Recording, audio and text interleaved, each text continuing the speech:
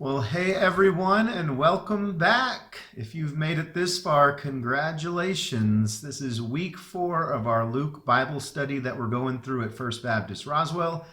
My name is Logan. I'm the Minister of Spiritual Development here at the church, and hope you are staying safe while we are still in quarantine.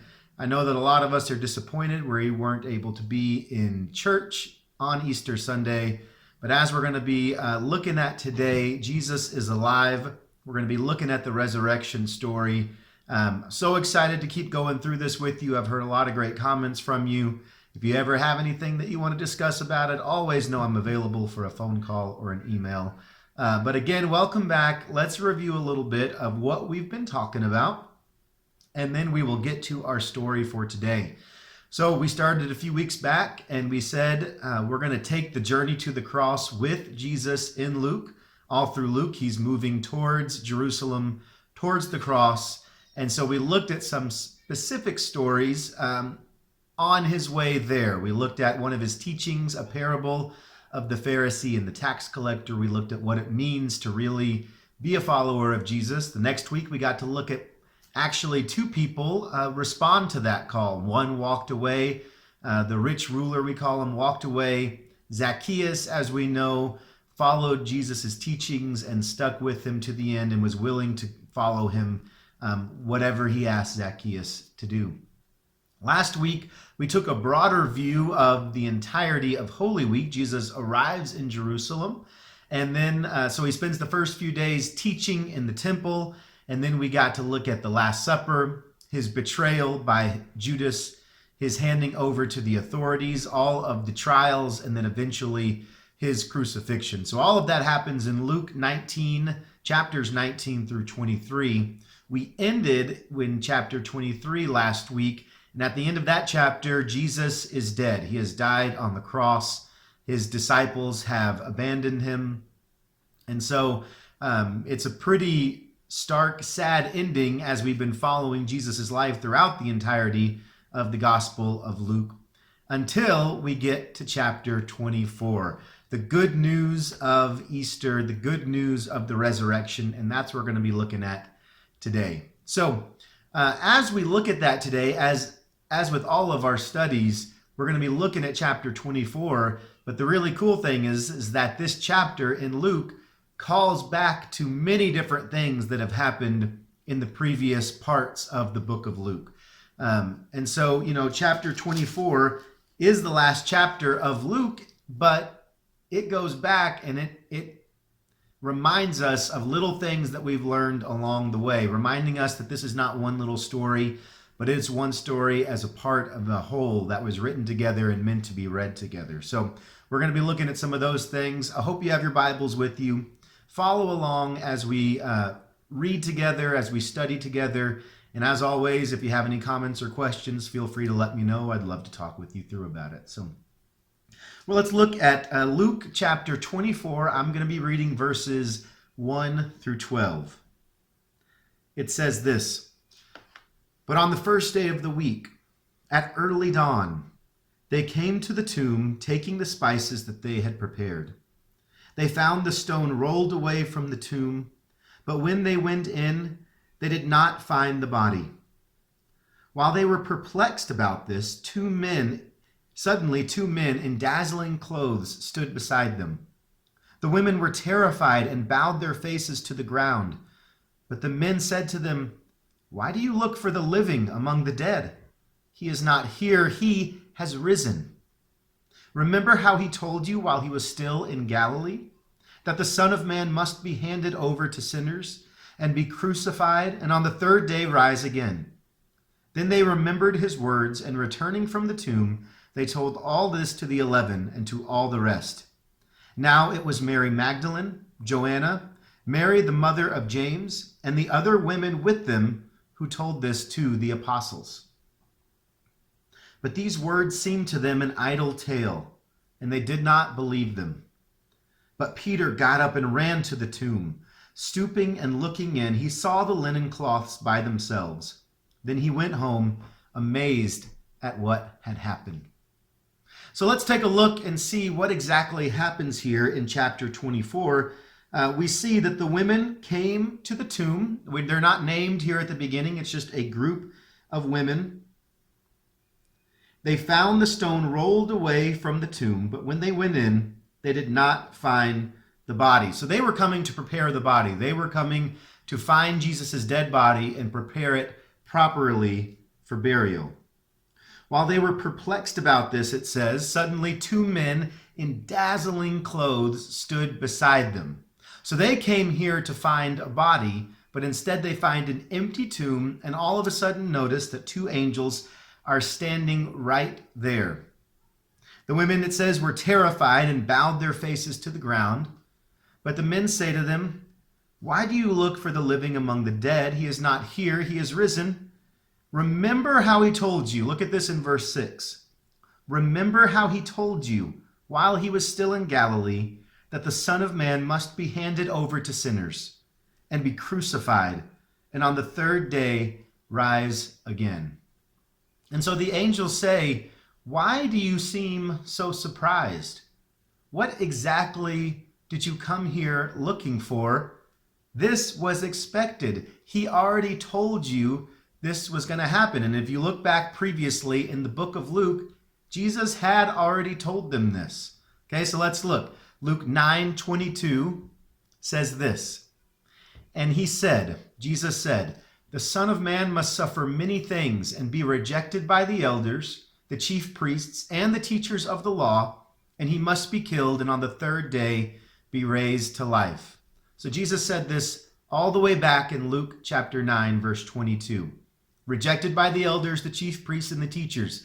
These were the ones who originally came to him in the garden, arrested him, had their own trial, and then handed him over to the Roman authorities. All right, so Luke 9:44 says this. Jesus says, "Listen carefully to what I am about to tell you. The Son of Man is going to be delivered into the hands of men." Delivered into the hands of men. This uses all the same words as Luke chapter 24. Jesus had already told them this. And then in Luke chapter 18, verses 32 and 33, it says this. "He will be delivered over to the Gentiles. They will mock him, insult him, and spit on him. They will flog him and kill him. And on the third day, he will rise again." So again, Jesus has said this a few times along the way. And we know he had disciples. He picked them up from the very beginning in Luke. In Luke, at the beginning of Luke chapter 8, they talks about the special group of women that were following along with him. Mary Magdalene was one. Joanna was one. And so these women were there. And so the angels are saying, "You've been there. You've heard Jesus's teachings. Why are you here? He told you this was going to happen. He told you that the chief priests and elders were going to hand him over. And then later in chapter 18, he was going to be handed over to the Gentiles, to the Roman authorities. They did mock him. They did insult him and spit on him, as we looked at last week. They did flog him and then kill him." And so an interesting thing happens here. The women had already heard these things, but they didn't remember them. But once the angels remind them of Jesus' words, all of a sudden it hits them. Verse 8 says, "Then they remembered his words, and returning from the tomb, they told this to all the 11. So it wasn't that they didn't know. It wasn't that this was the first time they'd ever heard it or they missed it the first time. They knew it somewhere within themselves. They just needed that reminder that he had been saying this all along. And so then we see that the angels don't give any instructions or anything. In some of the other gospels, it says, "Go and tell the others." They are sent as messengers to his disciples, right? In the book of Luke, the group of women are the disciples to which this news is revealed. They are not just messengers sent to go tell other people. They are the people to whom this good news is shared. And so out of their own joy for what they have seen, they do go to the rest of the disciples, to the 12 apostles, and they tell them everything that they had seen. They told all this to the 11 and to all the rest, it says. And so you'd think these women have been with them from the beginning for a very long time now. You would think that the men would say, "Oh my God, we can definitely trust what these women say." But these words seemed to them an idle tale, and they did not believe them. It says idle tale in my translation. Another one says foolish chatter. It's interesting that in these days, you needed more than one woman to testify in court. You needed multiple to testify. And the word of a woman was not considered on par with the word of a man when it came to witness testimony. And yet here, all four Gospels agree that it is women who go to the tomb. It is women who receive the good news first. And here we see in the book of Luke, they believed what they were told. They remembered what they were told, and the men did not. And this was a large group of women. Peter, James, and John had been with Jesus on the mountaintop during the Transfiguration. They had seen special heavenly figures appear with Jesus. They know this is possible. James and John are doubting their own mother. Their own mother is one of the people who went to the tomb and come back. And so Peter decides to go and take a look for himself. Still he goes, and he came away wondering, boy, I wonder what happened. We can't seem to figure this out. It's almost laughable. It really is laughable. People that he trusted and knew told him what happened. Jesus himself told them early on what was going to happen, and then it came true. But Peter went away wondering what had happened. If the disciples had just gotten up to go with the women that morning, they would have gotten to see all this for themselves. But they did not. They stayed cowering in fear at home and then refused to believe the people who were trustworthy, who came and shared the news with them. I think this is often how it happens with us in matters of faith, though. Our faith can be a mixture of things that we have experienced of God himself, and also of other people's testimonies, and also just reminders of things that we already knew deep within ourselves, but didn't really have the words to express or to recall on our own. We can be very stubborn like the disciples, so we won't give them too hard of a time. But we have seen the good news of Jesus conquering death now in this resurrection story. And then the very next story that happens is a pretty interesting one. It's called the Walk to Emmaus, or it might say in your Bible, the Road to Emmaus, something like that. Luke chapter 24, verses 13 through 24 say this. This is right after the women have come back with the news. The disciples have not believed. And then this happens, and this story is unique to Luke, and it's pretty interesting. So follow along as I read verses 13 to 24. It says this. Now on that same day, two of them were going to a village called Emmaus, about 7 miles from Jerusalem, and talking with each other about all these things that had happened. While they were talking and discussing, Jesus himself came near and went with them, but their eyes were kept from recognizing him. And he said to them, "What are you discussing with each other while you walk along?" They stood still, looking sad.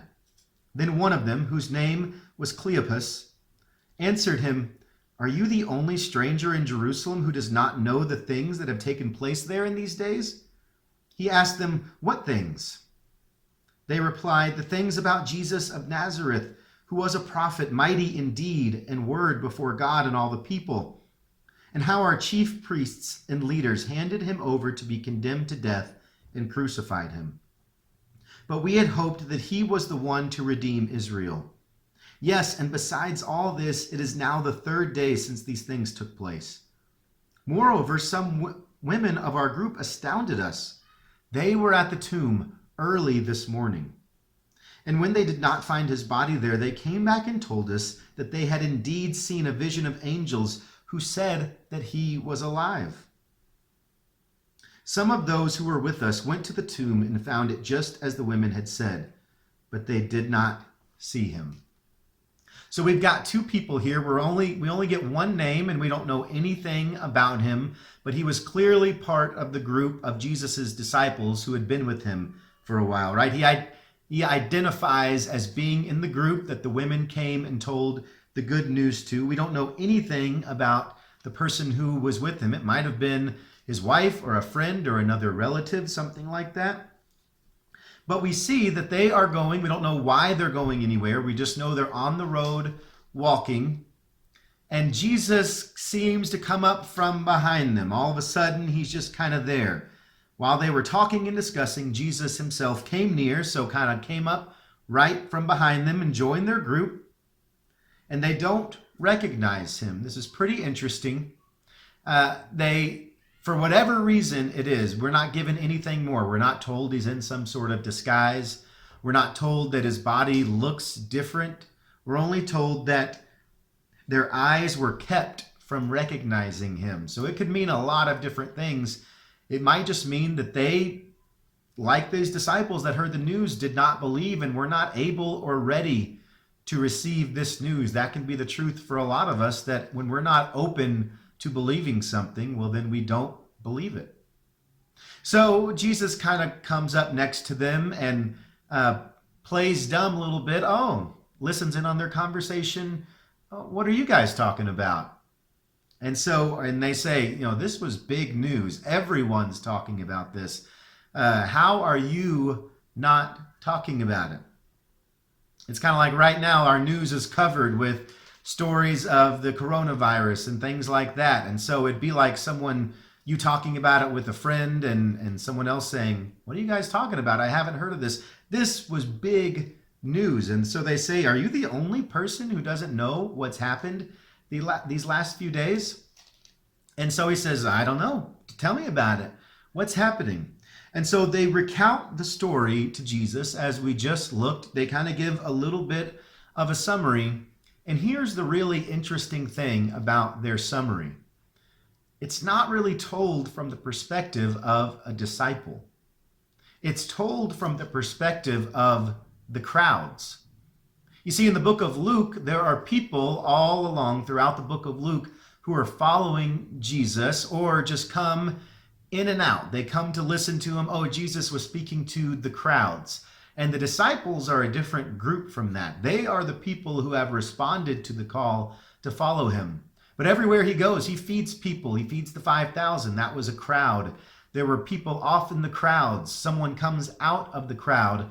The people are kind of their own character, their own storyline.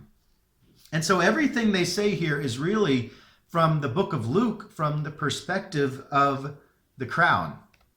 Let's look at their story and see what we mean. They said, are you the only one who doesn't know about these things? And they said, the things about Jesus of Nazareth, who was a prophet, mighty in deed and word before God and all the people. Right? So they name him as this prophet. And this was something that has already happened in the book of Luke. Jesus in chapter 7, verse 16, reports this whole thing about being God's prophet as being the popular opinion about him. Luke 7:16 says this, they were all filled with awe and praised God. A great prophet has appeared among us, they said. God has come to help his people. In Luke chapter 4, verse 36, it says, all the people were amazed and said to each other, what words these are? With authority and power, he gives orders to impure spirits, and they come out. And so we see that in Luke, throughout the book of Luke, and this happens a couple other times, Jesus is seen as this prophet of God. Jesus is seen as this person. If you're standing at a distance, you think, yeah, there's something interesting about him. He's different from the rest. Also, Cleopas and his friend blamed the chief priests and leaders who handed him over to be crucified. It's a reminder that the crowds did call for his crucifixion, but ultimately do not take responsibility.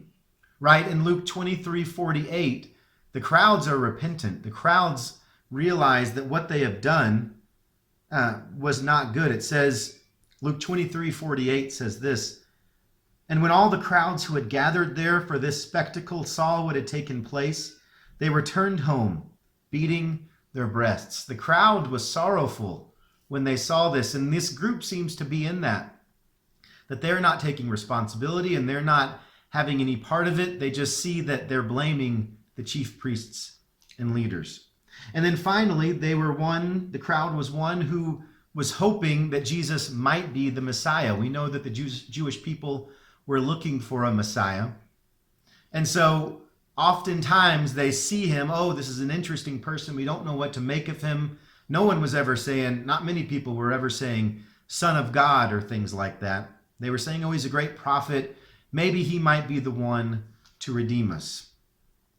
Luke chapter 2, verse 38 says, talking about a prophet in the temple when Jesus was a child, coming up to them at that very moment, she gave thanks to God and spoke about the child to all who were looking forward to the redemption of Israel. And this happens over and over. Maybe he's the one. Maybe he's going to redeem Israel. And they'd say, we had hoped. Did you catch that? We had hoped he was the one, in verse 21, we had hoped that he was the one to redeem Israel. Like almost everyone else in the crowd, Cleopas and his friend have kind of moved on. Clearly, Jesus cannot be the one to redeem anyone. Great teacher, great friend, performed miracles, clearly from God, but was killed just a couple days ago.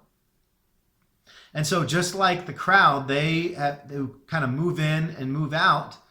They have kind of had their peace with Jesus and now moved on. Clearly, he can't be the one to redeem Israel because he was killed, and we don't see anything else. Well, Jesus doesn't take too kindly to their interpretation of the story. Starting in verse 25, reading through the rest of this section, 25 to 35, it says this. Then he said to them, oh, how foolish you are and how slow of heart to believe all that the prophets have declared. Was it not necessary that the Messiah should suffer these things and then enter into his glory? Then beginning with Moses and all the prophets, he interpreted to them the things about himself in all the scriptures. As they came near the village to which they were going, he walked ahead as if he were going on. But they urged him strongly, saying, stay with us, because it is almost evening and the day is now nearly over. So he went in to stay with them. So that's 29. We'll stop right there for a second. So Jesus scolds them just a little bit about their interpretation of the story that had happened. Oh, how foolish you are, how slow of heart. Don't you know that this is what had to have happened? Not only had Jesus said it multiple times, he starts going through all of the Old Testament scriptures that pointed out what the Messiah was going to do. Then beginning with Moses, it says in verse 27, and all the prophets, he interpreted to them the things about himself in all the scriptures. So he kind of gives them a little Bible study lesson, goes through, shows them, but still they're not there. Still they're not convinced that anything special has happened. Well, they come near the village to which they were going, and he kind of walks ahead. He kind of says goodbye. They have forgotten their Bible, but they have not forgotten their manners. They asked him and urged him strongly, it says, saying, stay with us because it is almost evening, and the day is now nearly over. So he did go in and stay with them. And then it says this, starting in verse 30, going to 35. When he was at the table with them, he took bread, blessed and broke it, and gave it to them. Then their eyes were opened, and they recognized him, and he vanished from their sight. They said to each other, were not our hearts burning within us while he was talking to us on the road, while he was opening the scriptures to us? That same hour they got up and returned to Jerusalem, and they found the 11 and their companions gathered together. They were saying, the Lord has risen indeed, and he has appeared to Simon. Then they told what had happened on the road and how he had been made known to them in the breaking of the bread. And so they remain confused until Jesus sits down with them, breaks bread, blesses it, and all of a sudden they recognize him. Again, it's kind of like earlier from the women. Something they don't know what quite is happening until they remember the words. Cleopas and his friend don't know exactly quite what's happening until their memories are jogged by Jesus here breaking the bread, which is significant, I think, for a number of reasons. First of all, meals are really important in the Gospels. They were really important in Jesus' ministry. And throughout the book of Luke, we see a number of incredible things happen at meals. In Luke chapter 5, there's a banquet at Levi's house with tax collectors and sinners. In chapter 7, Jesus has dinner at Simon's house. There are Pharisees, and that's where the sinful woman is, if you remember that story. In chapter 9, he feeds the 5,000. In chapter 10, it's when the whole lesson about hospitality at Mary and Martha's house happens. Chapter 11, he has dinner at a Pharisee's house with Pharisees and other lawyers. Chapter 14, there's a Sabbath meal at a Pharisee's house. Chapter 19, we saw that he went to have a meal with Zacchaeus. That's what he said is going to happen. Zacchaeus, we're going to hang out together, and it's going to be having dinner.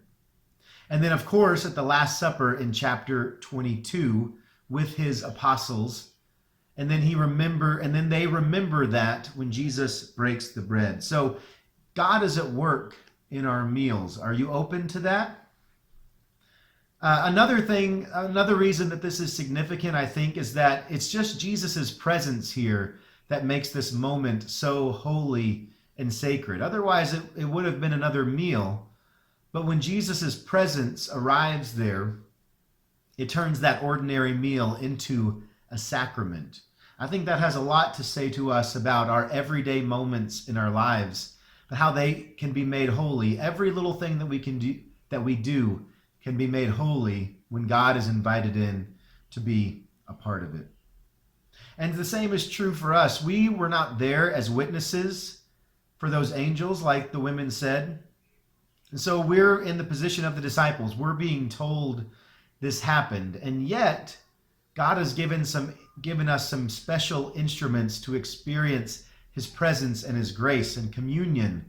The Lord's Supper is one of those ways. We relive this experience every time we do that. The breaking of bread, Jesus said, is like the breaking of his body.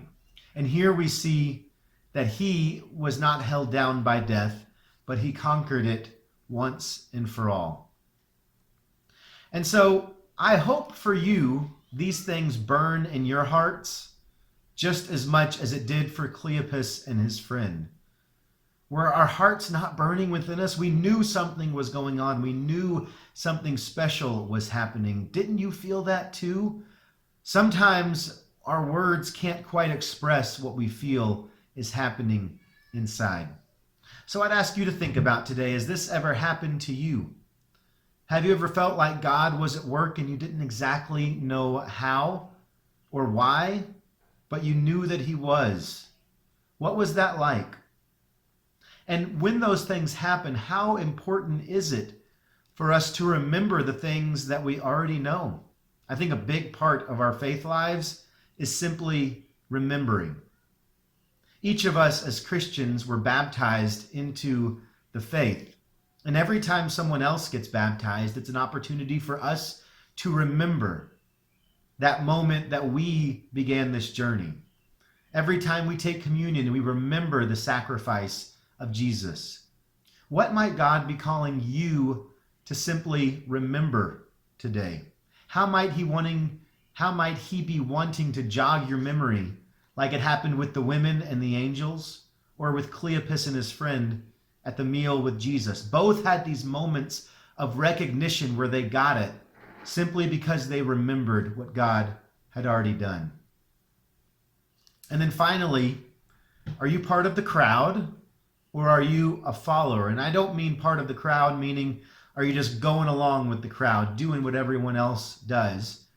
I mean, are you listening to the words of Jesus and thinking, oh, he's a pretty neat guy, he's good, but still, I'll take it and leave it as I please. I'll come and go. Or are you a follower? Cleopas and his friend gave the perspective of the crowd, standing at a distance.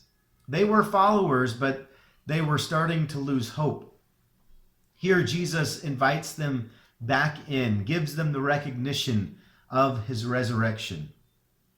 And I think it's okay to say that resurrection did not come easy for Jesus's disciples. They had a hard time believing, even when they had a lot of evidence right there in front of them with the testimony of their friends.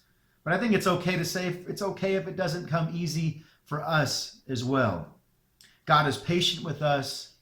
God wants to find ways to speak to us if we're open and we remember those things that he has already taught us.